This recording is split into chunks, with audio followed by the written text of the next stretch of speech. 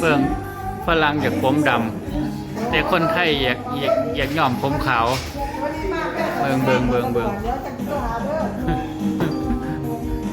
ที่ฝรั่งอยากผมดำแต่คนไทยอยากผมขาว คุณแม่บ้านเราไม่ยอมดังไปไม่ยอม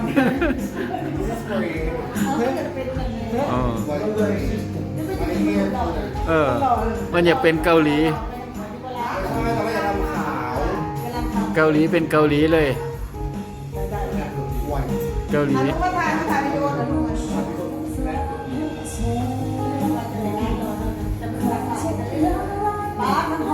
อ้ายน้องน้องครับอ้ายนี่มาจากเกาหลี น้องมาจากอังกฤษแต่ว่าคนละภาษา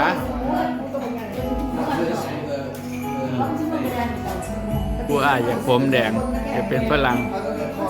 แต่ฝรั่งอยากผมดำ